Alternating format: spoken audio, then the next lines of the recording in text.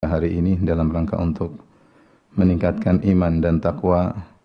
Yang kita tahu iman dan takwa kita naik dan turun dan harus selalu diperbaharui.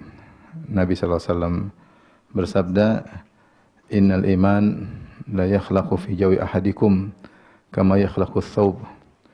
Fas'alullaha an yujaddida imanakum." Sungguhnya iman itu akan menjadi usang atau semakin menurun di dalam tubuh kalian sebagaimana baju yang lama-lama akan usang. Oleh karenanya mintalah kepada Allah untuk memperbaharui iman kalian. Dan di antara sarana kita untuk memperbaharui iman, meningkatkan iman, mengkokohkan iman adalah kita ngaji, membaca ayat-ayat Allah yang itu adalah pesan dari pencipta kita agar kita kembali kepada Allah Subhanahu wa taala dan bertakwa kepadanya. Sebelumnya saya sampaikan terima kasih kepada Bu Lurah Wirokerten, Bu Rahmawati atas kesediaannya untuk berpartisipasi dalam kegiatan kita. Semoga Allah memberi ganjaran yang terbaik buat beliau di dunia maupun di akhirat. Ibu-ibu yang dirahmati oleh Subhanahu wa taala, pada kesempatan kali ini kita akan membahas firman Allah Subhanahu wa taala dalam surat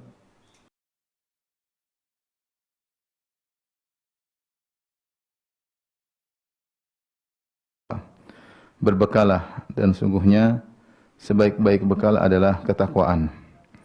Ayat ini kalau kita lihat secara utuh, surat Al-Baqarah 197 adalah terkait dengan haji.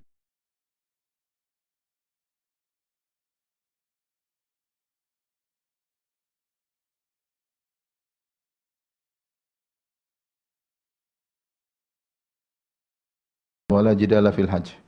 Barang siapa yang hendak melaksanakan haji, maka janganlah dia melakukan rafath, kefasikan, dan juga jangan berbantah-bantahan dalam mengerjakan ibadah haji. Kemudian kata Allah, "Wa ma taf'alu min khairin ya'lamullah." Apapun kebaikan yang kalian lakukan, maka Allah mengetahuinya. "Wa tazawwadu fa inna khairaz zadi taqwa." Berbekalah, sungguhnya sebaik-baik bekal adalah ketakwaan. Wattaquni ya ulil albab, maka hendaknya wahai orang yang berakal bertakwa kepadaku. Jadi ayat ini berbicara tentang orang-orang yang hendak melaksanakan haji. Maka Allah Subhanahu wa taala menyuruh mereka untuk berbekal. Kata Allah, wa tazawwadu, hendaknya berbekal. Kenapa? Karena ada sebagian orang yang mereka hendak berhaji tanpa bekal. Kemudian mereka berkata, "Nahnu mutawakkilun." Kita ini bertawakal, meskipun kita tanpa bekal kita akan berhaji, namun kita bertawakal kepada Allah Subhanahu wa taala. Maka Allah tegur ya, bahwasanya itu tawakal yang salah. Tawakal yang benar yaitu seorang berbekal, berusaha setelah menyandarkan hati kepada Allah dan ikhtiar. Adapun hanya menyandarkan hati kepada Allah tanpa ikhtiar, maka itu tawakal yang keliru. Ini tawakal yang salah. Maka Allah mengatakan, wa tazawwadu, berbekalah. Berbekalah. Oleh karena dikatakan kepada Imam Ahmad, wahai Imam Ahmad, sebagian orang berhaji, kemudian mereka tidak membawa bekal, tidak ada zat, tidak ada bekal. Dan mereka berkata, kami bertawakal kepada Allah Subhanahu wa taala. Maka Imam Ahmad membantah mereka. Kata Imam Ahmad, mereka berhaji dengan bekal rombongan yang lain. Artinya ini mereka akan merepotkan rombongan yang lain. Karena mereka akan bergantung kepada rombongan yang lain. Kalau memang mereka benar dengan perkataan mereka, jangan berhaji sama rombongan yang lain. Suruh jalan sendiri. Ya. Dan ini isyarat dari Imam Ahmad bahwasanya merupakan kesalahan adalah menyangka bahwasanya tawakal tanpa ikhtiar. Tawakal itu harus dengan ikhtiar. Ada usaha dan serahkan hati kepada Allah. Adapun hanya menyerahkan hati kepada Allah tanpa ikhtiar, ini tawakal yang tidak benar ya. Seperti seorang, saya ingin punya anak ya. Terus tapi saya tidak mau nikah, ya susah. Kalau yang menikah aja belum tentu punya anak, apalagi tidak menikah ya. Tawakal itu harus disertai dengan ikhtiar. Maka Allah tegur, Allah berkata, wa tazawwadu, berbekalah kalian ketika hendak berhaji. Makanya haji itu hanya wajib bagi yang mampu. Ya, walillahi 'alan nasi hajjul baiti man istata ilaihi sabila. Wajib bagi manusia untuk berhaji ke Baitullah ya. Bagi yang mampu, dan kemampuan tersebut dijelaskan oleh para ulama yaitu memiliki bekal dalam perjalanan, dan juga meninggalkan bekal kepada keluarga yang ditinggal selama perjalanan, baru dia boleh haji. Adapun bekal untuk keluarga tidak ada dan bekal dia untuk dalam perjalanan tidak ada, maka dia tidak wajib haji. Karena dia akan merepotkan orang lain. Dia akan merepotkan orang lain. Ini sekedar mukaddimah tentang ayat ini agar kita paham kenapa Allah mengatakan wa tazawwadu, berbekalah. Setelah itu, setelah Allah mengatakan berbekalah kalian dalam hajian, Allah mengatakan fa inna khairaz zadi taqwa. Sebaik-baik bekal adalah ketakwaan. Allah beri isyarat bahwasanya haji perjalanan di dunia, berjalan dari satu negeri ke negeri berikutnya sampai ke Mekah. Kita tahu dahulu orang-orang kalau berhaji ya sangat lama ya, mungkin dari tanah air mungkin berbulan-bulan, harus naik kapal laut, kemudian tiba di Jeddah, dari Jeddah masih berjalan lagi seterusnya berbulan-bulan ya. Di tengah kapal mungkin ada sakit, ada ini dan macam-macam. Betapa banyak orang yang berhaji kemudian tidak kembali lagi. Kalau sudah haji ya pamitan seakan-akan tidak bisa kembali lagi, dan demikian beratnya haji. Zaman dahulu juga orang berhaji menuju Mekah terkadang di tengah jalan ada perampok, ada penyamun dan berbagai macam rintangan dan hambatan. Maka semua itu butuh bekal. Dan itu semua perjalanan di dunia. Ya. Dan itu berat. Kita sekarang aja enggak usah zaman dahulu. Kita zaman modern aja ini kalau hajian juga bukan perkara yang ringan ya. Tentu jauh lebih ringan daripada dahulu, tapi tetap saja ada kesulitan-kesulitan. Apalagi rombongan, apalagi kita dengar hajian kemarin, tahun kemarin, betapa banyak orang kelaparan, ada yang meninggal kelaparan, dan di bawah terik matahari panas yang sangat amat terik. Itu baru perjalanan dunia, dan itu sudah butuh bekal yang kuat. Maka Allah isyaratkan di sana ada perjalanan lebih jauh, itu perjalanan akhirat. Maka Allah mengatakan fa inna khairaz zadi taqwa. Sungguhnya sebaik-baik perbekalan adalah ketakwaan. Perbekalan di dunia iya, terlebih lagi perbekalan akhirat. Perjalanan yang sangat amat panjang yang dimulai startnya ketika kita meninggal dunia. Ya. Kalau kita di dunia kita merasa perjalanan kita dimulai dari kalau kita lahir dan berakhir dengan meninggalnya kita. Justru setelah kita meninggal kita masuk dalam perjalanan yang sesungguhnya. Perjalanan yang panjang, yang butuh ketakwaan kita selama di dunia. Kalau kita tidak bawa takwa, kita akan binasa dalam perjalanan tersebut, yang lebih berat dan jauh lebih sulit daripada perjalanan ketika menuju haji. Ya, kalau kita dengar cerita orang dahulu, kalau hajian mereka sudah entah kembali entah enggak. Ya. Karena beratnya perjalanan tersebut, banyak rintangan, banyak hambatan. Bagaimana lagi kalau perjalanan akhirat? Dan ini mirip kata Ibnu Katsir rahimahullah taala seperti firman Allah Subhanahu wa taala. Ketika Allah berbicara tentang pakaian, kata Allah Subhanahu wa taala, "Ya bani Adam, qad anzalna 'alaikum libasan yuwari sawatikum wa risha." Kata Allah, wahai anak-anak Adam, sungguh Allah telah berikan anugerah kepada kalian. Anzalna 'alaikum libasan. Allah turunkan bagi kalian pakaian. Sehingga kalian tadinya tidak berpakaian kemudian berpakaian. Wa risha, dan juga perhiasan, bukan sekedar pakaian yang menutup tubuh saja, bahkan di balik pakaian tersebut ada perhiasan seperti kita, ada songkok, ada ini, ada, sehingga semakin membuat penampilan tubuh semakin indah. Ada pakaian yang menutup aurat dan juga ada perhiasan yang menghiasi pakaian tersebut. Warisha, kata Allah. Setelah itu Allah berfirman, walibasut taqwa dzalika khair. Namun ingat, ini pakaian cuma di dunia. Pakaian yang terbaik adalah pakaian ketakwaan. Walibasut taqwa dzalika khair. Jangan sampai kita fokus dengan pakaian fisik, kita lupa dengan pakaian ketakwaan yang lebih baik daripada pakaian fisik. Ya. Ini peringatan bagi kita semua, terutama kepada ibu-ibu yang terkadang hanya fokus pada pakaian luar, pakaian fisik ya, tapi ternyata pakaian takwa kurang diperhatikan. Maka Allah mengatakan walibasut taqwa dzalika khair. Pakaian takwa lebih indah ya, lebih baik. Demikian juga perjalanan ada dua, perjalanan dunia, perjalanan akhirat ya. Oleh karenanya bawalah bekal yang terbaik menuju perjalanan akhirat yang sangat panjang dan tanpa penghujung. Situ banyak rintangan, situ banyak hambatan. Kalau seorang berhasil maka dia akan mendapatkan kenikmatan yang abadi, surga Allah Subhanahu wa taala. Jangan sampai dia berbekal dengan kemaksiatan. Oleh karenanya apa kata Imam Syafi'i rahimahullahu taala, bi'saz zat ilal ma'ad al-udwanu 'alal ibad. seburuk-buruk bekal menuju hari kebangkitan, bekal menuju perjalanan akhirat adalah berbuat zalim kepada hamba-hamba Allah yang lain.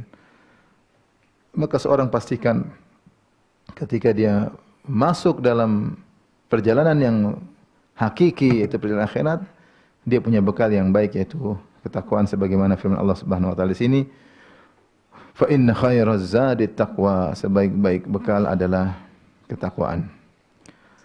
Para kaum muslimah yang dirahmati oleh Allah Subhanahu wa taala. Pada kesempatan ini kita akan berbicara tentang takwa, hakikat takwa, bekal yang hendak kita bicarakan ini. Di mana takwa ya adalah wasiat para seluruh anbiya. Ya, wasiat Allah kepada para anbiya dan wasiat para anbiya kepada umat mereka. Allah berfirman, "Wa laqad wassayna alladziina utul kitaba min qablikum wa iyyakum an ittaqullah."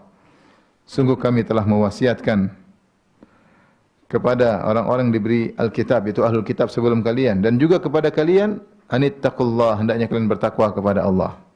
Allah mewasiatkan umat-umat sebelumnya, para nabi-nabi sebelumnya, dan juga kepada kita untuk bertakwa kepada Allah. Dan demikian juga wasiat para nabi kepada umat mereka. Kata Allah Subhanahu wa taala, "Idz qala lahum akhuhum Nuhun ala tattaqun." Ketika saudara mereka Nuh yaitu berkata kepada kaumnya, "Ala tattaqun, tidakkah kalian bertakwa?" Ini Nabi Nuh. Nabi Hud juga demikian, "Idz qala lahum akhuhum Hudun ala tattaqun." Ketika saudara mereka itu Nabi Hud alaihissalam berkata kepada mereka, "Ala tattaqun, tidakkah kalian bertakwa kepada Allah?" Demikian Nabi selanjutnya Nabi Saleh, "Idz qala lahum akhuhum Salihun ala tattaqun." Ketika saudara mereka Saleh berkata kepada mereka, "Tidakkah kalian bertakwa?"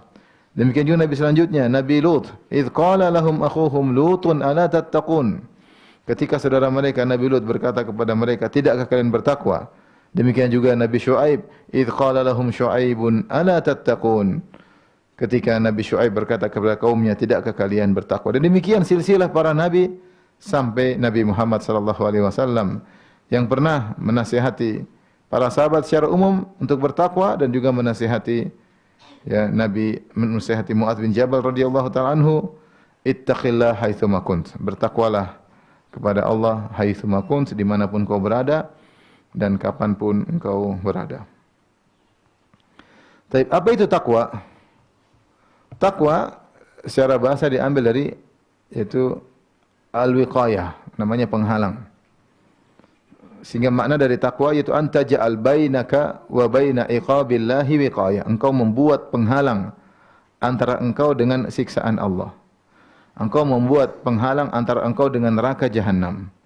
Engkau membuat penghalang antara engkau dengan kemurkaan Allah. Itu bagaimana supaya Allah tidak murka sama engkau? Bagaimana Allah tidak marah sama engkau? Bagaimana azab neraka tidak menimpamu? Penghalang tersebut itu namanya takwa. Engkau bertakwa, yaitu engkau membuat penghalang. Ini diambil dari bahasa Arab ya, seperti perkataan Nabirah, seorang penyair yang dia pernah berkata, "Saqatan nasifu wa lam turid isqatahu fatanawalhu wattaqatna fatanawalathu wattaqatna bil yadi." Ya, dicerita tentang seorang wanita yang memakai semacam khimar atau penutup wajah, cadar. Kemudian cadarnya jatuh. Akhirnya wajahnya terlihat oleh orang lain. Maka dia mengatakan, Nabi berkata, menceritakan tentang sifat wanita tersebut, "Saqatan nasifu wa lam turid isqatahu." Khimarnya jatuh padahal dia tidak ingin jatuh. Fa tanawalathu wattaqatna bil yadi. Maka dia pun mengambil dengan salah satu tangannya mengambil khimar tersebut, dan tangan yang lainnya menutup wajahnya dengan mi'samnya, dengan pergelangan tangan dia tutup wajahnya supaya tidak terlihat. Jadi maknanya adalah dia di situ dikatakan wattaqatna, dia menghalangi kami dengan tangannya, yaitu agar kami tidak bisa melihat wajahnya. Ini makna asal dari kata takwa, ya, takwa, yaitu seorang menjadikan antara dia dengan azab Allah Subhanahu wa taala penghalang agar dia tidak diazab oleh Allah Subhanahu wa taala. Dan intinya adalah dengan melakukan ketaatan kepada Allah dan menjauhi kemaksiatan. Ya, saya akan bacakan perkataan sebagian salaf ya, uh, tentang takwa kepada Allah Subhanahu wa taala.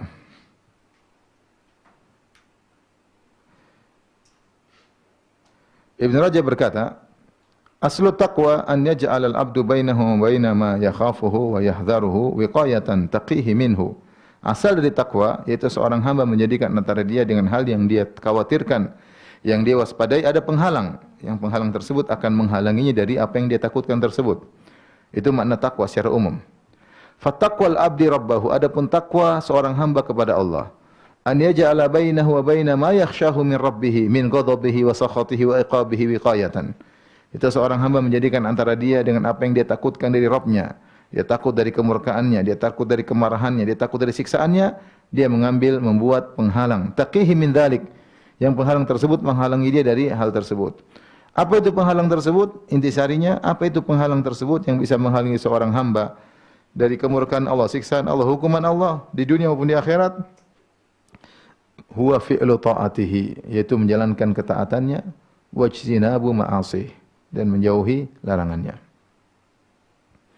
Ini kesimpulan dari Ibn Rajab Al-Hambali. Takwa itu menjalankan ketaatan, menjauhi larangan. Ibn Qayyim rahimahullah berkata, at-taqwa haqiqatuha. Takwa itu hakikatnya apa? Al-amalu bi ta'atillah imanan wa ihtisaban amran wa nahyan.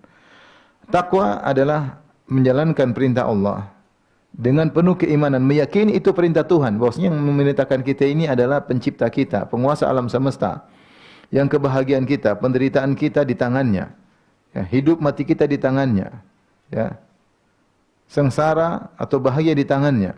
Sehingga seorang ketika menjalankan ketaatan, dia yakin ini perintah dari Allah. Wahtisaban, jadi bukan karena duniawi, bukan. Ada orang misalnya meninggalkan maksiat bukan karena Allah, tapi karena takut sakit misalnya. Ada orang melakukan kebajikan, kenapa? Ini karena tuntutan duniawi, ya, tuntutan pekerjaan atau karena tuntutan masyarakat, bukan karena Allah Subhanahu wa taala, maka itu hakikatnya bukan takwa. Itu hanya sekedar keduniaan saja, ya. Makanya imanan wahtisaban, kata Ibnu Qayyim, yaitu menjalankan ketaatan kepada Allah dengan beriman ini dari Allah Subhanahu wa taala, wahtisaban, dengan mengharap pahala dari Allah Subhanahu wa taala. Harus ada seperti baru namanya takwa. Jika tidak, maka dia hanya perkara duniawi saja. Betapa banyak orang tidak mau minum khamar, bukan karena Allah, bukan karena larangan, tapi karena enggak, nanti saya mabuk, dikira orang gila, saya merusak fisik. Orang tidak narkoba, kenapa? Karena ini kekonyolan, bukan karena ini larangan Allah Subhanahu wa taala. Demikiannya orang berbuat baik sama orang lain, kenapa? Enggak enak pekeu sama masyarakat, pekeu sama keluarga. Ini bukan takwa. Takwa itu harus imanan wa ihtisaban. Maksudnya apa yang saya lakukan ini adalah perintah Rabbul Alamin dan saya berharap pahala dari Allah. Amran wa nahyan, apa yang terkait dengan apa yang Allah perintahkan maupun apa yang Allah larang. Fayaf'alu ma amarallahu bihi imanan bil amri wa tasdiqan bi wa'dihi. Kata Ibnu Qayyim, maka dia pun menjalankan perintah Allah dengan beriman bahwasanya itu perintah dari Allah dan membenarkan janji Allah Subhanahu wa taala. Wa yatruku ma nahallahu anhu imanan bin nahyi wa khaufan min wa'idihi, dan dia meninggalkan apa yang Allah larang. Ya, dengan beriman bahwasanya itu larangan Allah yang perintahkan dan khawatir dari ancaman Allah Subhanahu wa taala. Kemudian Ibnu Qayyim menyebutkan perkataan Talq bin Habib, kama qala Talq bin Habib rahimahullahu taala, "Idza waqa'atil fitnatu fa'atfi'uha bitaqwa." Kata beliau, jika terjadi fitnah apapun, maka padamkanlah fitnah tersebut dengan takwa. Qalu, kata mereka, wahai Talq bin Habib, wa ma taqwa, apa itu takwa? Maka dia mengucapkan perkataan indah, an ta'mala bi ta'atillah ala nurin minallah. Engkau menjalankan ketaatan kepada Allah di atas petunjuk dari Allah, yaitu ketaatan tersebut benar-benar perintah Allah. Bukan ketaatan dibuat-buat, bukan bid'ah, bukan hal yang tidak diperintahkan oleh Allah, tapi benar-benar ala nurin minallah, itu perintah Allah Subhanahu wa taala. Tarju thawaballah. Ketika kau menjalankan perintah tersebut, kau mengharap pahala dari Allah Subhanahu wa taala. Bukan karena pekeu, bukan karena enggak enak, bukan karena tradisi masyarakat, enggak. Kau berharap pahala dari Allah. Wa anta truka maksiatallah, dan engkau meninggalkan, takwa itu juga engkau meninggalkan maksiat kepada Allah ala nurin minallah, di atas petunjuk dari Allah. Kau tahu bahwa ini benar-benar maksiat, Allah larang. Takhafu iqaballah, karena kau takut dengan azab Allah. Inilah perkataan yang paling terbaik dalam definisi takwa, ya. Makanya dikatakan fa inna kulla amalin la budda lahu min mabda'in wa ghayah. Setiap amal itu harus ada asal dan tujuan. Fala yakunul amalu ta'atan wa qurbatan hatta yakuna mabda'uhu mahdhul iman wa ghayatuhu thawaballah. Ya, thawabullah. Wa ibtigha'a mardatihi wa huwa al-ihtisab.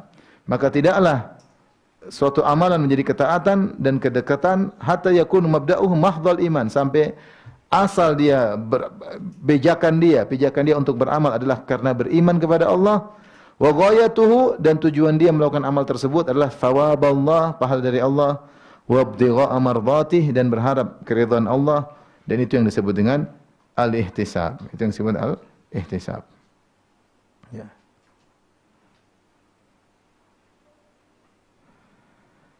Inilah hakikat definisi daripada takwa. Ya.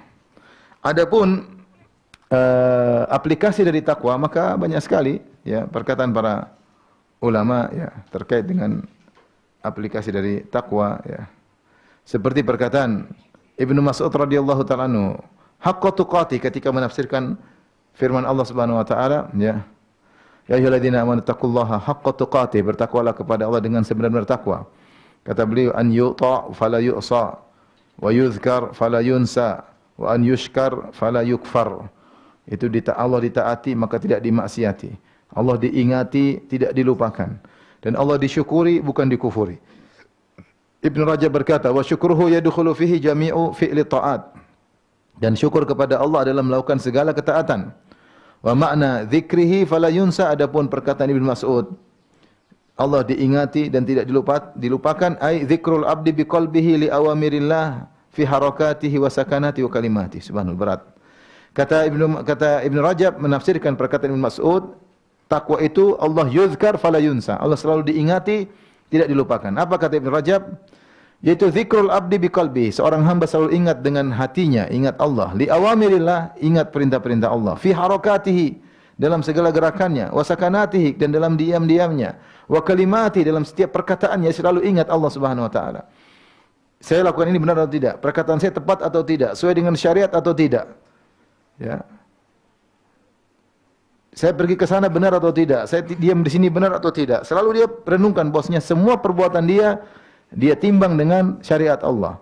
Jika dia demikian, berarti dia dikatakan selalu senantiasa ingat kepada Allah. Jadi maksudnya Ibn Rajab mengatakan zikir itu bukan berarti hanya sekedar subhanallah, alhamdulillah, tapi dalam aplikasi kehidupan sehari-hari kita renungkan, saya ke sana itu karena Allah atau tidak? Ini perintah Allah atau tidak? Saya diam di sini perintah Allah atau bukan?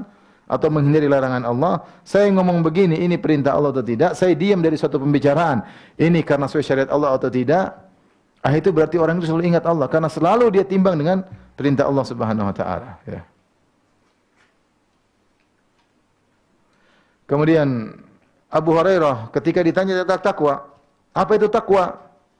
Abu Hurairah radhiyallahu anhu, maka dia berkata, hal akhadta tariqan dha syaukin, pernahkah engkau melewati satu jalan yang situ banyak duri? Qala na'am, orang yang bertanya berkata na'am. Abu Hurairah bertanya lagi, kaifa sana'ta, apa yang kau lakukan ketika melewati jalan yang penuh duri? Qala, orang itu berkata, idza ra'aitu syauka adaltu anhu, kalau saya melihat sebuah duri, saya pindah lewat jalan yang lain, artinya saya pindahkan langkah kaki saya. Au jawaztuhu, atau saya loncati duri tersebut. Au qasartu anhu, atau saya pendekkan langkah kakiku supaya tidak menginjak duri tersebut. Orang itu jawabnya bagus. Dia bilang kalau ada duri, ya saya ke kanan atau saya ke kiri. Atau saya loncati atau saya melangkah tepat sebelum ada duri. Kata Abu Hurairah, zakat taqwa, itulah takwa. Itulah takwa. Dari situlah kemudian seorang penyair membuat suatu syair yang menjelaskan tentang makna takwa tersebut dengan perkataannya, khalidh dhunuba saghiraha wa kabiraha zakat tuqa wasna kamashin fawqa ardi syauki yahdharu ma yara la tahqiranna saghiratan inna aljibala minal hasa. Kata dia, tinggalkanlah dosa-dosa, semua dosa besar dan kecil. Itulah ketakwaan yang sesungguhnya. Jadilah engkau wasna kamashin, jadilah engkau seperti orang berjalan di atas suatu jalan yang penuh dengan duri, ada duri kecil, duri besar, dia waspada. Yahdharu ma yara, selalu waspada dengan apa yang di depannya dia lihat. Satu, dua. Seperti tadi, kalau ada duri di sebelah kanan, sebelah kiri, kalau ini dia bisa loncat ke depan atau dia mundur sedikit, dia hati-hati waspada, jangan sampai keinjak duri. La tahqiranna saghiratan, jangan kau remehkan dosa kecil, jangan kau remehkan duri kecil. Innal jibala minal hasa, sungguhnya gunung yang tinggi yang kau lihat adalah tumpukan dari batu-batu atau pasir-pasir yang kecil. Itulah hakikat takwa. Itulah dalam kehidupan kita ini ketika kita berjalan di depan kita dunia ini penuh dengan duri. Penuh dengan ombak yang bisa menjatuhkan kita. Apa perkataan seorang penyair yang dinukil oleh, kalau enggak salah, Abu Bakar Turtusi ya. Dinukil oleh Nawawi di awal dari kitab Riyadhus Shalihin ya. Kata dia, "Inna lillahi ibadan futana, talaqu ad-dunya wa khafu al-fitana. Falamma alimu annaha laysat lihayyin watana, ja'aluha lujjatan wattakhadhu salihal a'mali fiha sufuna." Dia mengatakan sungguhnya di antara hamba-hamba Allah ada hamba-hamba Allah yang cerdik, yang cerdas. Talaqud dunya wa khaful fitana. Mereka menceraikan dunia dan mereka takut dengan fitnah-fitnah yang ada di atas dunia ini. Tatkala mereka melihat dunia, mereka tahu dunia ini bukanlah tempat tinggal yang sungguhnya. Ja'aluha lujjatan, maka mereka menjadikan dunia itu seperti lautan yang penuh dengan ombak. Wattakhadhu salihal a'mali fiha sufuna, dan mereka menjadikan amal saleh sebagai perahu atau kapal yang menyelamatkan mereka dari lautan yang penuh ombak tersebut. Maka seorang di dunia ini tahu di depan dia banyak sekali godaan, banyak sekali ya hal-hal yang bisa menghalangi dari Allah Subhanahu wa taala. Maka dia waspada. Jangan pernah dia menyepelekan dosa-dosa kecil apalagi dosa besar. Seperti saya sudah sampaikan, disebutkan oleh Ibnu Qayyim rahimahullah taala sebagaimana pernah kita bahas. Seorang kalau ya berjalan satu jalan, kemudian ada duri kecil, dia hati-hati, maka dia akan selamat terus. Tapi ketika dia tidak hati-hati, dia injak duri kecil, akhirnya kakinya sudah penuh dengan darah, maka tidak peduli. Sudah kadung, sudah jalan, darah, cuek aja. Ibarat kata Ibnu Qayyim rahimahullah seperti orang yang melewati suatu tempat yang penuh dengan becek, maka dia hati-hati, dia angkat celananya, ya, cingkrangan, kemudian dia jalan pelan-pelan, dia angkat roknya, jangan sampai kena becek. Tapi kalau udah kena sedikit, oh sudah, bablas kadung, ya. Nanti mandi belakangan. Demikian orang kalau maksiat. Kalau tidak jaga pandangan, lihat sedikit, nanti malam saya istighfar. Akhirnya bablas. Ya kalau dia bangun istighfar, kalau dia mati. Oleh karenanya ketika meninggalkan maksiat, takwa hakikatnya harus waspada. Beda kalau ketika dia menginjak kotoran kemudian dia segera bersihkan. Dia akan hati-hati terus. Ketika dia menginjak duri kecil, dia cabut, kemudian dia obati. Dia akan hati-hati terus. Dan dia tetap merasakan sakitnya duri tersebut. Dan dia tahu kotornya pakaiannya. Karena dia cuci, dia hati-hati lagi. Artinya kita ini dalam kehidupan ini, kita mungkin bermaksiat, segera kita bertobat. Maksiat bertobat lagi.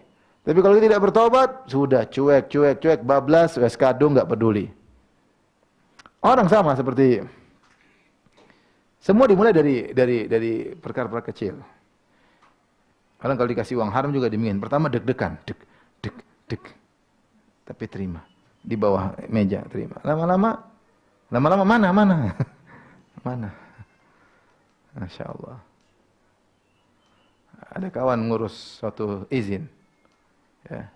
Ngurus izin. Kurang ini, dibilang kurang ini. Dilengkapi oleh kawan tersebut. Semua surat izin dilengkapi. Sampai terakhir tetap aja belum tembus. Kenapa? Yang penting bukan surat izin, yang penting lampirannya katanya. Orang kalau sudah bermaksiat tidak punya malu. Oleh karenanya, ibu dirahmati Allah Subhanahu wa taala, jaga lisan, selalu menghadirkan Allah dalam kegiatan sehari-hari. Saya ngomongin sudah tepat belum? Sesuai dengan syarat belum? Sama anak-anak bagaimana? Sama suami bagaimana? Sama tetangga benar enggak? Selalu kita mikir Allah. Sama tetangga gitu, saya gitu kan benar atau tidak? Ya. Saya gini salah atau tidak? Saya diam benar atau tidak? Saya ngomong benar atau tidak? Bukan menjadikan hawa nafsu yang menjadi pengatur kita, tapi syariat Allah Subhanahu wa taala. Siapa yang demikian, maka dia senantiasa bertakwa kepada Allah Subhanahu wa taala. Baik, Ibu dirahmati Allah Subhanahu wa taala, sebelum kita melanjutkan tentang aplikasi yang lebih dalam lagi, kita akan sebutkan beberapa keutamaan takwa agar kita termotivasi untuk bertakwa, senantiasa menjalankan ketaatan dan menjauhi larangan. Di antaranya misalnya, orang bertakwa adalah orang yang paling mulia di sisi Allah Subhanahu wa taala. Allah berfirman, "Inna akramakum indallahi atqakum." Ya, Allah sebutkan ayat ini sebelumnya apa? Kata Allah, sungguhnya orang yang paling mulia di sisi Allah, yang paling bertakwa di antara kalian. Ya ayuhan nas, inna khalaqnakum min dzakarin wa untha wa ja'alnakum syu'uban wa qabaila ta'arafu. Kata Allah, wahai manusia sekalian, kami ciptakan kalian dari suku-suku dan berbangsa-bangsa, dari laki-laki dan perempuan, dan kami jadikan syu'uban wa qabaila, suku-suku dan bangsa-bangsa. Buat apa? Agar kalian saling mengenal. Lita'arafu. Kemudian kata Allah, "Inna akramakum indallahi atqakum. Innallaha alimun khabir." Sungguhnya yang paling mulia di antara kalian yang paling bertakwa. Sungguhnya Allah Maha mengetahui dan Maha detail pengetahuan Allah Subhanahu wa taala. Allah sebutkan suku-suku bangsa-bangsa. Allah buat manusia bersuku-suku bangsa bukan untuk saling sombong menyombong, bukan saling gagah-gagahan, bukan saling mengejek yang lainnya, tapi untuk saling mengenal. Dan Allah ingatkan, semua suku itu tidak ada peduli bagi Allah, semuanya sama di mata Allah kecuali yang paling bertakwa. Maka Nabi SAW mengatakan, ya ayuhan nas kullukum min Adam, wahai manusia kalian semua dari Adam, wa Adam min turab, dan Adam dari tanah. La fadla lil arabi alal ajami, tidak ada kemuliaan orang Arab di atas orang non-Arab. Walal ajami alal arabi, dan tidak ada kemuliaan non-Arab di atas Arab. Walal abyad alal aswad, dan tidak ada kemuliaan orang berkulit putih di atas orang kulit hitam.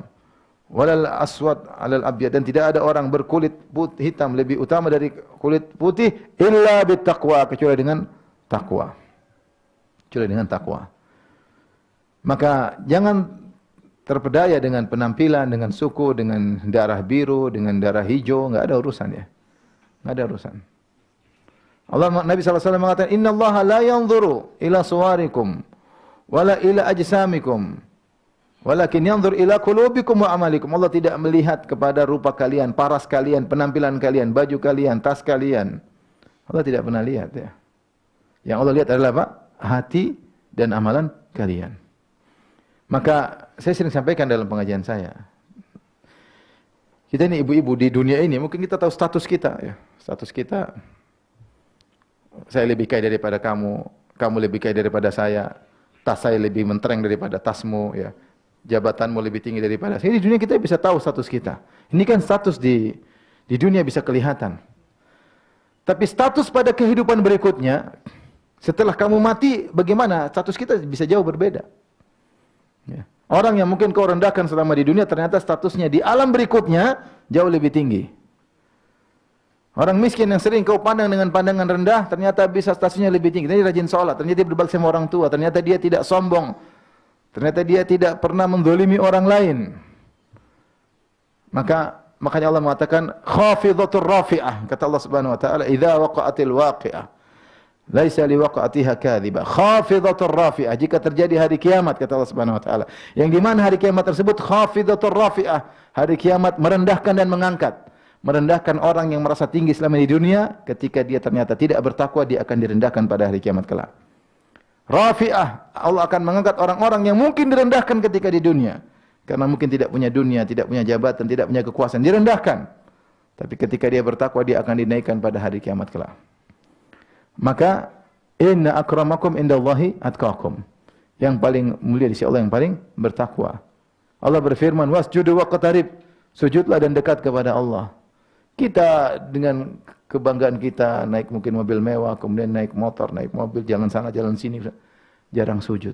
Sementara si fulana, yang mungkin motornya tidak pas-pasan, mobilnya juga kurang, tidak ada mobil, rumahnya mungkin semeraut, tapi dia senantiasa sujud kepada Allah Subhanahu wa taala. Maka dia jauh lebih mulia di sisi Allah daripada orang yang kemudian lupa untuk sujud kepada Allah Subhanahu wa taala. Oleh karenanya, orang semakin bertakwa, dia semakin mulia di sisi Allah, meskipun orang lain menghinakannya, meskipun orang lain merendahkannya. Ini di antara keutamaan takwa, dia adalah barometer kemuliaan seorang di sisi Allah Subhanahu wa taala. Tapi di antara keutamaan takwa, Allah berfirman, "Ala inna awliya Allahi la khaufun alaihim wa lahum yahzanun, alladzina amanu wa kanu yattaqun." Ketahuilah bahwasanya wali-wali Allah tidak ada rasa takut dan khawatir atas mereka, dan mereka tidak bersedih. Siapa mereka? Alladzina amanu wa kanu yattaqun, orang yang beriman dan mereka juga bertakwa. Ini ibu-ibu kalau bisa baca, sempatkan baca tafsir Tahrir wa Tanwir Ibnu Ashur, Tahrir bin Ashur. Dia menjelaskan tentang la khaufun alaihim wa lahum yahzanun. Bahwasanya orang-orang yang wali-wali Allah tidak ada takut dan tidak ada sedih. Ini bukan terkait cuma pada hari kiamat saja. Bukan terkait ketika akan meninggal dunia saja, tapi terkait dengan di dunia. Terkait dengan di dunia. Artinya orang-orang yang bertakwa, alladzina amanu wa kanu yattaqun. Orang yang beriman dan bertakwa, maka meskipun banyak cobaan menerpanya, tetapi tetap ujungnya dia tetap tegar. Karena dia bersandar kepada tempat bersandar yang terbaik, yaitu Allah Subhanahu wa taala. Ni'mal maula wa ni'man nasir. Ya, terbaik tempat bersandar, terbaik tempat memberi pertolongan dialah Rabbul Alamin. Maka dia dalam kondisi apapun dia akan tenang dan tenteram. Makanya saya katakan, jika seorang di dunia ini menghadapi berbagai macam masalah dan dia tidak tenteram, tidak tenang, dia tidak bertakwa. Segera dia perbaiki takwanya. Seorang mukminah, apapun yang dia hadapinya, masalah apapun, mungkin ada goncang, mungkin ada ketakutan, ada kekhawatiran, tetap ujungnya dia akan tenang. Kenapa? Karena dia menyerahkan urusan kepada Allah. Kalau dia wanita salehah. Tapi kalau tidak salehah, dia dalam kondisi sengsara hatinya meskipun di tengah kemewahan. Meskipun di tengah sebab-sebab kebahagiaan, dia akan sengsara. Tapi kalau dia bertakwa kepada Allah, apapun namanya dalam hidup ini ada musibah, ada ujian, ada yang dikhawatirkan, disedihkan, tapi kesimpulannya dia akan tenang, ya. Ibnu Qayyim rahimahullahu taala berkata, "Wadda'a Ibnu Aun rajulan." Ibnu Aun, seorang ulama tabi'in, berkata kepada seorang yang akan bersafar. Dia nasihati. Dia berkata, "Alaika bittaqwallah." Hendaknya kau bertakwa kepada Allah. Fa innal muttaqiya laisa alaihi wahsyah. Sungguhnya orang yang bertakwa kepada Allah tidak ada kekeringan dalam hatinya. Dimanapun dia berada, dimanapun dia sendirian, dia bersama orang, ada Allah yang menemaninya, ada Al-Quran menemaninya, ada zikir menemaninya, ada salat malam menemaninya, ada zikir pagi petang menemaninya. Dia tidak akan menemukan kesengsaraan dalam hatinya. Maka di antara keutamaan bertakwa kepada Allah adalah ketenangan dalam hati.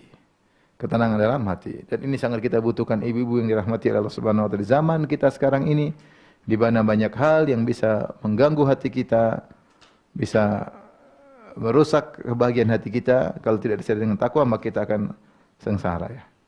Kemudian juga di antara keutamaan takwa yang Allah sebutkan dalam surat At-Talaq, ya. Allah Subhanahu wa taala berfirman, ya. Ya ayyuhalladzina amanu, ya ayyuhan nabiyyu, idza talaqtumun nisaa fatalliquhunna li'iddatihinna wa asul iddah wattaqullaha rabbakum la tukhrijuhunna min buyutihinna wa la yakhrujuna illa ya'tina bi fahishatin mubayyinah wa tilka hududullah wa may yata'adda hududallah faqad dzalama nafsah la tadri la'alla Allah yuhditsu ba'da dzalika amra fa idza balagna ajalahunna famsikuna bima'rufin aw fariquhunna bima'ruf wa ashidu dzawi adli minkum. Dan seterusnya kata Allah, wa may yattaqillaha yaj'al lahu makhraja wa yarzuquhu min haitsu la yahtasib. Wa may yatawakkal 'ala Allah fa huwa hasbuh. Kemudian kata Allah, wa may yattaqillaha yaj'al lahu min amrihi yusra. Ya. Subhanallah, dalam surat At-Talaq Allah menyebutkan bahwasanya takwa adalah solusi dari segala permasalahan. Dan Allah, saya sering sampaikan juga hal ini, bahwasanya Allah sebutkan dalam surat At-Talaq problem yang sangat berat dihadapi oleh seorang laki maupun wanita. Saya rasa problem yang paling berat kalau problem rumah tangga. Lebih daripada problem di kantor, lebih daripada problem kalau di dalam ekonomi. Paling berat kalau ada problem suami istri, paling berat. Terkait dengan rumah tangga, terkait dengan anak-anak, ini paling berat. Dan yang paling berat adalah problem perceraian. Problem perceraian. Bagaimana seorang suami harus menceraikan istrinya, bagaimana seorang istri harus diceraikan oleh suami. Ini sangat berat. Sangat berat sekali. Tetapi Allah menjelaskan, meskipun problem tersebut sangat berat, siapa yang bertakwa Allah akan berikan solusi. Ya. Kita kalau berhadapan dengan masalah di luar, mungkin dimaki-maki orang masih ringan, tapi kalau masalah di rumah sangat berat. Maka Allah berkata, "Wa may yattaqillaha yaj'al lahu makhraja." Siapa yang bertakwa kepada Allah, dalam urusan perceraian Allah akan kasih solusi. Pasti ada solusi. Namun sering tidak ada solusi karena pelaku perceraian tidak menjalankan perintah Allah. Allah berfirman, "Wa tilka hududullah." Inilah batasan-batasan Allah. Wa may yata'adda hududallahi faqad dzalama nafsah. Siapa yang melanggar aturan Allah maka dia telah menzalimi dirinya sendiri. Seperti apa? Begitu cerai, istrinya langsung diusir misalnya. Cerai, istrinya tidak dikasih nafkah padahal masih di masa iddah. Istrinya haid, dia cerai, melanggar peraturan ya. Dia tidak menceraikan dengan cara yang sunnah. Ya. Dan seterusnya. Kezaliman-kezaliman dilakukan oleh seorang ketika menjatuhkan cerai. Demikian juga sang wanita. Ketika dicerai, langsung kabur dari rumah. Padahal Allah berfirman, La tukhrijuhunna min buyutihinna wa la yakhrujna. Kalau kalian sudah menceraikan istri-istri kalian, maka jangan kalian keluarkan istri kalian. Dan istri-istri tersebut juga jangan keluar dari rumah mereka. Namun yang terjadi, ibu-ibu kalau diceraikan langsung kabur ke rumah orang tua. Jangankan diceraikan, belum dicerai, baru diomel, sudah kabur. Gimana mau bertakwa kepada? Akhirnya apa? Tanpa solusi. Tanpa solusi. Jadilah janda yang tidak ada solusinya. Lelaki pun demikian. Sudah cerai, tidak ada solusi. Dapat istri yang tidak benar lagi. Hanya menghabisin hartanya ya. Dan seterusnya. Oleh karenanya, kalau masalah sepelik ini saja ada solusi. Kalau bertakwa, "Ma'ittaqillaha ja'allahu makhraja." Siapa yang bertakwa kepada Allah berikan solusi. Bukan cuma itu, "Wa yarzuqu min haitsu la yahtasib." Bahkan Allah berikan dia rezeki dari arah yang tidak dia sangka-sangka. Kemudian Allah mengatakan, "Wa may yatawakkal 'alallahi fa huwa hasbuh." Siapa yang bertawakal, maka itu Allah cukup baginya. Dalam selanjutnya Allah mengatakan, "Wa may yattaqillaha yaj'al lahu min amrihi yusra." Siapa yang bertakwa kepada Allah mudahkan urusannya. Wa yu'dhim lahu ajra. Allah besarkan pahalanya. Saya ja'allahu ba'da usri yusra. Allah akan jadikan setelah kesulitan ada kemudahan. Ini semua dalam surat At-Talaq. Masalahnya kita ada masalah pun kita tidak bertakwa, kita tidak timbang dengan syariat. Kita ngamuk sama orang timbang, ini bagaimana kita lakukan? Ini masalah. Apa yang harus lakukan? Harus syariat, takwa. Karena takwa inilah solusi yang terbaik. Harus yakin dengan hal tersebut. Sungguh indah perkataan Nabi Yusuf alaihissalam. Ketika dia diuji oleh Allah di mana kakak-kakaknya berbuat zalim kepadanya, dibuka bajunya, dimasukkan dalam sumur, kemudian dijual belikan jadi budak. Kemudian perjalanan hidup, kemudian dia dipenjarakan sampai keluar penjara, sampai menjadi menteri keuangan, perbendaharaan negeri Mesir. Akhirnya dia ketemu lagi dengan kakak-kakaknya. Mereka berkata, "A innaka la anta Yusuf?" Kau ini Yusuf. Qala ana Yusuf wa hadha akhi, qad manna Allahu alaina. Benar saja ini Yusuf, ini adik saya Binyamin. Yusuf berkata, "Qad manna Allahu alaina." Sungguhnya Allah telah beri karunia kepada kami. Innahu may yattaqi wa yasbir. Siapa yang bertakwa dan bersabar, fa innallaha la yudhi'u ajral muhsinin. Allah tidak akan menyia-nyiakan pahala orang berbuat ihsan. Antum kalau sabar, ini tercatat, bukan Allah tidak lihat, Allah lihat. Allah lihat bagaimana apa yang kau lakukan menghadapi problematik ini. Takwa dicatat malaikat, Allah tahu akan ada ganjarannya cepat atau lambat. Cepat atau lambat ada ganjarannya. Nabi SAW berkata, "Innahu may yattaqi wa yasbir." Siapa yang bertakwa dan bersabar, sungguhnya Allah tidak akan menyia-nyiakan pahala orang yang berbuat kebajikan. Jadi, orang yang bertakwa akan diberi solusi dari Allah Subhanahu wa taala. Makanya, jika ada seorang menghadapi permasalahan, tidak ada solusi, sudah berusaha semua buntu, tidak ada solusi, berarti takwanya bermasalah. Takwanya bermasalah. Akhirnya dia nangis, curhat sama si fulan, curhat sama si fulana, tidak ada solusi. Kalau dia mau selesai, bertakwa kepada Allah. Baru kemudian Allah akan kasih solusi. Kemudian di antara keutamaan takwa, Allah berfirman misalnya, "Innallaha ma'al ladzina taqaw wal ladzina hum muhsinun." Sungguhnya Allah bersama orang yang bertakwa dan orang yang berbuat ihsan. Kalau kita bertakwa, ingat ada Allah bersama kita, ya. Innallaha ma'al ladzina taqaw. Ma'iyah di sini maksudnya ma'iyah khassah, yaitu Allah bersama orang bertakwa bi ta'yidihi wa nasrihi, dengan pertolongan Allah dan kekuatan dari Allah Subhanahu wa taala. Maka bertakwa kepada Allah Subhanahu wa taala, akan Allah bersama dia. Ketika dia tidak bertakwa, Allah meninggalkannya. Maka waspada. Terutama ketika kita menghadapi masalah, senantiasa diiringi dengan takwa. Ikhlas, takwa, pasrah, tawakal, akan ada solusi, ya. Jika tidak, maka tidak ada solusi. Demikian juga Allah berfirman, "Fa innallaha yuhibbul muttaqin." Sungguhnya Allah mencintai orang-orang yang bertakwa. Ketika kita meninggalkan maksiat, Allah semakin cinta sama kita. Ketika kita menundukkan pandangan, Allah semakin cinta sama kita. Melihat pemandangan yang indah memang menyenangkan. Lihat cewek cantik, siapa yang tidak suka? Lihat laki tampan, siapa yang tidak suka? Ada yang ditegur, kamu bahaya ke Eropa. Ke Eropa itu bisa ngotori mata. Iya, tapi nambah wawasan katanya. Wawasan maksiat. Oleh karenanya, yakin kalau ada sesuatu yang haram kita tundukkan, Allah tambah cinta. Kalau kita terus melotot, cinta Allah semakin berkurang. Kenapa Allah berfirman, fa innallaha yuhibbul muttaqin. Allah mencintai orang bertakwa. Apa takwa? Takwa meninggalkan maksiat karena Allah, melakukan ketaatan karena Allah Subhanahu wa taala. Hadirkan dalam diri kita ketika ada yang menarik untuk kita lihat, jangan kita lihat. Ya. Kalau kita sedang browsing di internet, ada yang tertarik mau kita klik, jangan kita klik. Kalau kita klik, maka cinta Allah luntur. Kemurkaan Allah bertambah.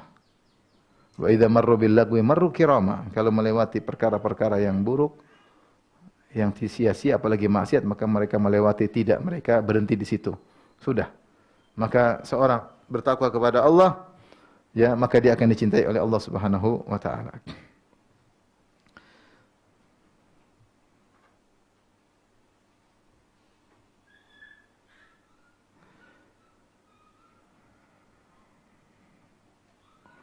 Kata Allah Subhanahu wa taala juga, bagaimana orang bertakwa dimuliakan pada hari kiamat kelak, ya. Ketika orang-orang melewati sirat, ya. Kata Allah, wa in minkum illa wariduha kana 'ala rabbika hatman maqdiyya thumma nunajjil ladzina taqaw wa nadharu adh-dhalimina fiha jithiya. Kata Allah, tidak ada seorang pun dari kalian kecuali akan melewati sirat. Sirat yang dibentangkan di atas neraka jahanam. Sangat tipis, sangat tajam. Orang berjatuhan, berguguran di atas sirat tersebut. Setiap orang pasti lewat. Kemudian kata Allah, "Tsumma nunajjil ladzina taqaw." Kemudian kami selamatkan orang-orang yang bertakwa dari sirat, dari terjatuh dalam neraka jahanam. Maka untuk selamat bertakwa, semakin mudah selamat. Allah juga muliakan mereka, kata Allah, ya, "Yauma nahsyurul muttaqina ila ar-rahmani wafda. Wa nasuqul mujrimina ila jahannam wirda." Pada hari kiamat kelak kami akan kumpulkan orang bertakwa menuju Ar-Rahman yang Maha Penyayang. Wafda seperti utusan. Gimana sih kalau ada utusan kita muliakan? Allah muliakan orang-orang bertakwa. Ya. Allah dekatkan surga. Wa uzlifatil jannatu lil muttaqina ghaira ba'id. Surga didekatkan kepada orang bertakwa. Tidak jauh. Tadi jauh didekatkan kepada orang bertakwa. Allah muliakan. Dimuliakan oleh Allah Subhanahu wa taala, dikumpulkan seperti utusan, dimuliakan. Ya. Maka kalau ingin dimuliakan oleh Allah Subhanahu wa taala, maka bertakwa kepada Allah Subhanahu wa taala. Dan terlalu banyak dalil-dalil tentang bagaimana Allah memuliakan orang-orang yang bertakwa di akhirat kelak, di padang mahsyar, terlebih lagi di surga kelak. Lilladzina ahsanu fi hadhid dunya hasanah. Sungguhnya orang berbuat baik di dunia ini akan mendapatkan surga, wala darul akhirati. Di dunia dia akan dapat kebaikan, ya. Di akhirat juga wala darul akhirati khairun, dan di negeri akhirat lebih baik, wala ni'ma darul muttaqin. Dan surga itu adalah sebaik-baik tempat tinggal orang bertakwa. Jannatu adnin yadkhulunaha tajri min tahtihal anhar, lahum fiha ma yasha'un. Surga-surga yang kekal abadi, yang mereka masuk dalam surga tersebut mengalirnya di bawahnya sungai-sungai. Lahum fiha ma yasha'un. Dalam surga tersebut apa yang mereka inginkan, apa yang mereka inginkan, apa yang mereka angan-angankan, apa yang mereka aku-akukan. Kadzalika yajzillahul muttaqin. Demikianlah kami beri balasan kepada orang-orang yang bertakwa. Jadi tidak perlu ragu bahwasanya orang bertakwa dialah orang yang beruntung di dunia maupun di akhirat. Sebenarnya ibu-ibu yang dirahmati, apa yang kita cari di dunia ini sih? Pipin bahagia kan? Bahagia takwa. Kalau enggak bahagia enggak bisa takwa. Ingin di alam barzah bahagia, ya takwa di sini. Ingin di akhirat bahagia, takwa di sini. Inilah sekarang medan ujian kita. Mau bertakwa atau tidak, ikut hawa nafsu atau tidak, ikut emosi atau tidak. Kalau kita bisa menahan diri, bertakwa kepada Allah, maka kita bahagia di dunia, di alam barzah, terlebih lagi di akhirat. Nah, di akhir ini pengujian saya akan membahas tentang aplikasi sederhana tentang takwa. Jadi intinya takwa itu kan mengambil penghalang. Maka kita harus mengetahui apa yang harus kita jauhi untuk kita menghindar darinya. Dan kita juga harus tahu apa ketaatan untuk kita melakukannya. Karena takwa adalah menjalankan ketaatan dan menjauhi larangan. Kalau kita nggak ngerti mana ketaatan dan mana larangan, bagaimana kita bisa menjalankan takwa? Seorang berkata, kaifa yattaqi man la yadri ma yattaqi. Bagaimana seorang bisa menghindar dari suatu perkara yang tidak tahu apa yang harus dia hindari? Maka konsekuensinya kita harus mengetahui hal yang dilarang untuk kita jauhi, sebagaimana kita harus mengetahui perkara-perkara yang baik untuk kita kerjakan. Sini ada disebut dengan maratibut taqwa, ya, tingkatan-tingkatan takwa.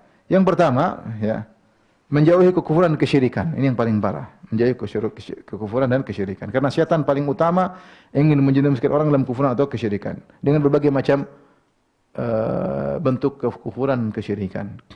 Dan dari dulu sampai zaman sekarang berbagai macam kekufuran dan kesyirikan banyak sekali. Di antaranya ragu terhadap kekuasaan Allah, ragu terhadap keesaan Allah, ragu tentang keadilan Allah. Ini kekufuran semuanya. Dan banyak sekali. Wahdatul wujud, aliran kebatinan, ini semua kufuran. Banyak sekali kufuran. Hindari. Kenali apa saja jenis-jenis kesyirikan, kenali apa saja jenis-jenis kekufuran untuk dijauhi. Ini tingkatan takwa yang paling tinggi.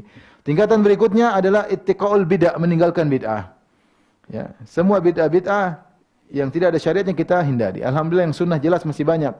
Syaitan kalau tidak bisa menjerumuskan orang dalam kekufuran, kesyirikan, dia jerumuskan dalam bid'ah. Karena sudah terjerumus dalam bid'ah, dia geluti bid'ah tersebut tanpa merasa bersalah. Dia geluti bid'ah tersebut tanpa merasa bersalah.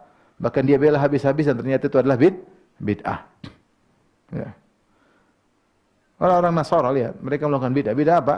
Bid'ah selain akidah adalah bid'ah rahbaniyah, tidak mau menikah. Mereka menyangka kalau tidak mau menikah mulia di sisi Allah. Dan mereka setengah mati, setengah mampus membela keyakinan tersebut, tidak menikah, tidak punya anak. Ujung-ujungnya masuk neraka, kasihan. Makanya Umar bin Khattab ketika melihat orang Nasara, mereka mengatakan, ingat firman Allah, amilatun nasibah. Amilah, capek-capek beramal, nasibah taslah naron hamiyah. Akhirnya masuk neraka jahanam. Ini berlaku orang Nasara. Kenapa? Sudah susah jadi pendeta, tidak kawin, tidak nikah. Padahal banyak biarawati yang cantik-cantik. Setengah mati, kemudian masuk neraka. Umar nangis lihat pendeta seperti itu. Sama juga sama juga apa namanya? Kalau itu akhwat Nasara, akhwat. Ada akhwat. Kadang-kadang di bandara kita ketemu akhwat ya. Akhwat Nasara. Demikian juga Khawarij, lihat Khawarij. Ibadah luar biasa, puasa malam, salat malam sampai wajah mereka pucat, tapi itulah bid'ah. Setan senang karena orang yang sudah terjun dalam bid'ah tidak bakalan meninggalkannya. Kenapa? Dia merasa benar, dia bela mati-matian. Ternyata masuk neraka jahanam. Kemudian tingkatan ketiga setelah meninggalkan syirik, meninggalkan bid'ah, yang ketiga meninggalkan kabairudz dzunub, dosa-dosa besar tinggalkan semaksimal mungkin. Siapa yang berhasil meninggalkan dosa besar, maka dosa-dosa kecil akan diampuni oleh Allah. Ini nikmat luar biasa. Siapa yang bisa meninggalkan seluruh dosa besar sekitar 70, kenali dosa-dosa besar tersebut. Dengar ceramah tentang atau beli buku tentang Al-Kabair karya Az-Zahabi, semua dosa besar tinggalkan. Kalau ada dosa-dosa kecil diampuni oleh Allah Subhanahu wa taala.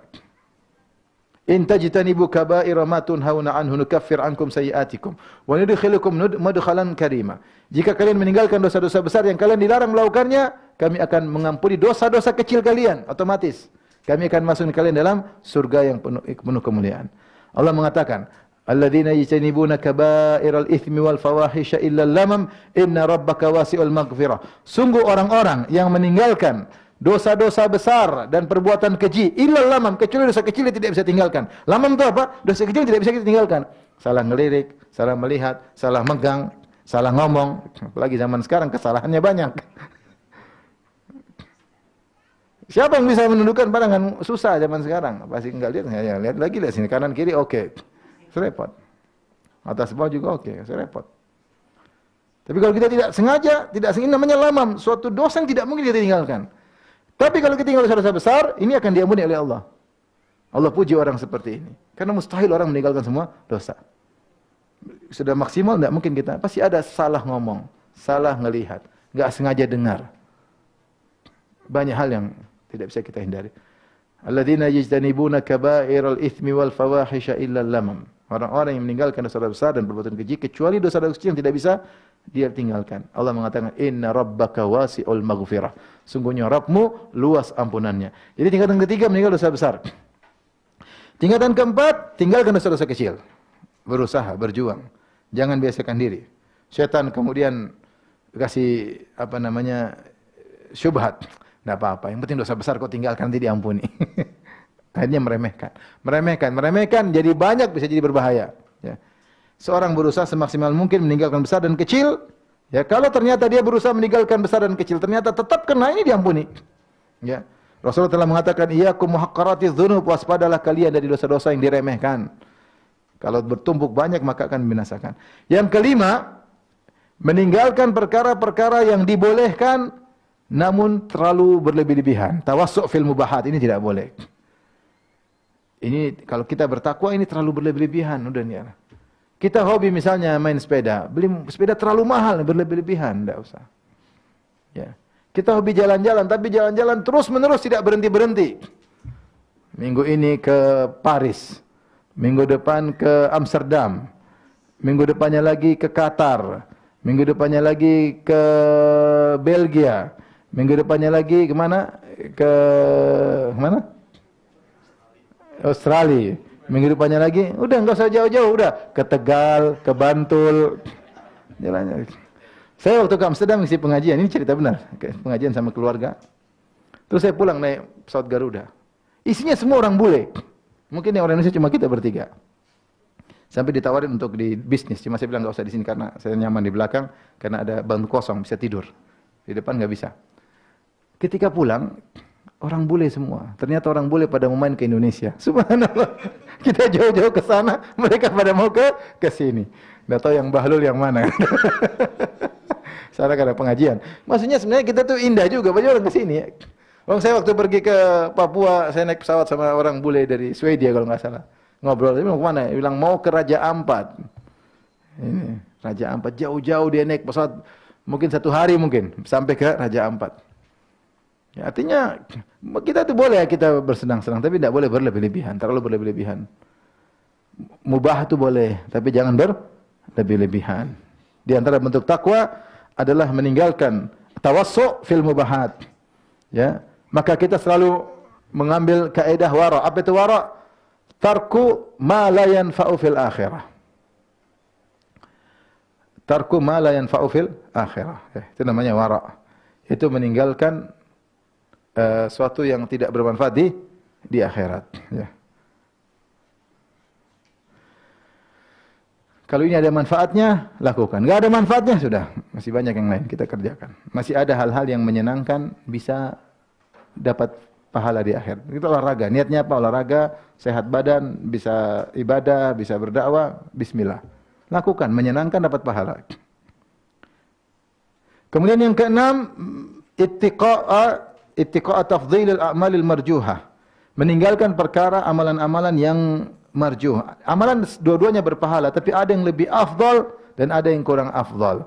Maka butuh skala prioritas. Jangan sampai kita kebalik skala prioritasnya. Contoh kebalik, ngurusi orang jauh-jauh, anak istri kurang diurusin. Ngurusi janda jauh-jauh, istri sendiri tidak diurusin. Ya, semangat ngurusin janda. Ketemu janda wajah semeringah, sama istri tidak semeringah. Ini salah. Istri harus diutamakan, istri anak didahulukan. Bukan sebaliknya. Jadi maksudnya senyum aja berpahala. Tapi senyum sama orang pahala. Tapi ada orang utama yang harus kita senyumi ada. Orang tua, istri, anak-anak. Lebih utama dari senyum sama orang lain. Jangan sampai salah kaprah. Apalagi ibu-ibu. Sama tukang bakso ramahnya luar biasa. Iya. Suami kurang diramahin. Mas, tambah 1 mangkok lagi mas. Sambal nih mas. Tolong mas. Masya Allah. Ada kata tolong mas. Sama mas asli. Ambil. Waduh. Jangan sampai salah prioritas ya. Allah musta'an. Itu saja ibu-ibu yang dirahmati Allah Subhanahu wa taala. Marilah kita sama-sama berusaha bertakwa kepada Allah dan kita berusaha ketika meninggal dalam kondisi husnul khatimah. Itu bukanlah impian yang tiba-tiba bisa kita wujudkan. Itu perlu semuanya dengan proses. Sedikit demi sedikit, sedikit, semakin meningkat keimanan. Sekali-sekali kita cek, saya sudah lama ngaji, tambah gak keimanan saya? Tambahkah ketakwaan saya? Tambahkah warok saya? Kalau tambah, kalau enggak, berhenti dulu. Kontrol diri dulu. Saya salah berarti niat ngaji. Saya salah berkomunitas. Saya salah, perhatikan diri sebelum kebablasan semakin jauh. Taib, demikian saja. Wallahu ta'ala alam bisawab. Kalau ada yang bertanya, saya persilahkan.